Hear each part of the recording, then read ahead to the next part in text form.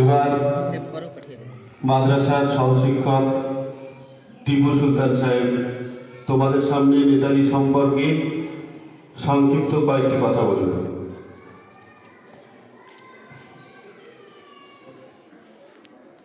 আজ 23শে জানুয়ারি নেতাজি সুভাষচন্দ্র বসুর জন্মদিন। তিনি এমনই একজন দেশপ্রেমিক, তিনি 1897 খ্রিস্টাব্দের উড়িষ্যার কটক শহরে জন্মগ্রহণ করেন। তিনি এমন এক বীর সন্তান, নিজের জীবনকে দেশের জন্য বিলীন করে দিয়েছেন। তার সম্বন্ধে আমার বেশি কিছু বলার নেই। আমাদের প্রধান শিক্ষক মহাশয় ওনার সম্বন্ধে অনেক কিছুই বলে দিয়েছেন। তিনি প্রথমত জাতীয় কংগ্রেসের সভাপতি হয়েছিলেন। দেশকে স্বাধীন করার জন্য কাঁধে কাঁধ মিলিয়ে গান্ধীজির সঙ্গে একসাথে কাজ করেছেন। কিছু একটা বিষয় নিয়ে দ্বিমত হওয়ার পর তিনি ফরওয়ার্ড ব্লক প্রতিষ্ঠা করেন।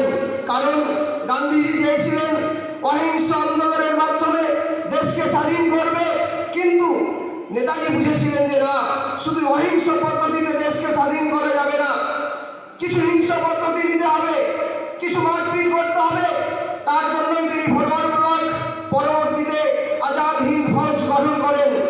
আজাদ হিন্দ ফৌজ সেটা হচ্ছে আমাদের সরকারের আগে দেশ সেনাবাহিনীদের নাম।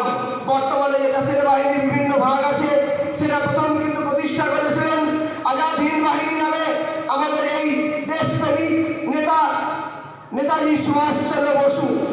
তার সম্বন্ধে আর বেশি কিছু বলার নয়।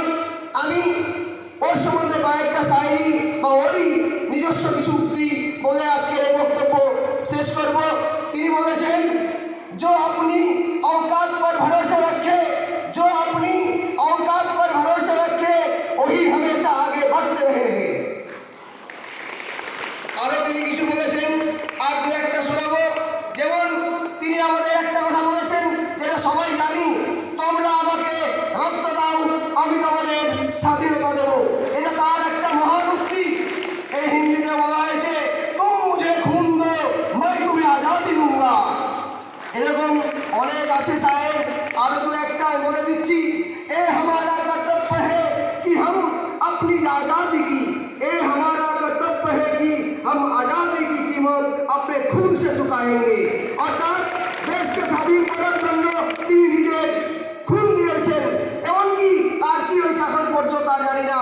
আমার আজকের নেতাজি সম্বন্ধে লাস্ট একটা শায়রি, आजादी की कभी शाम नहीं होती, आजादी की कभी शाम नहीं होने देंगे, शहीदों का कुर्बानी बदनाम नहीं होंगे।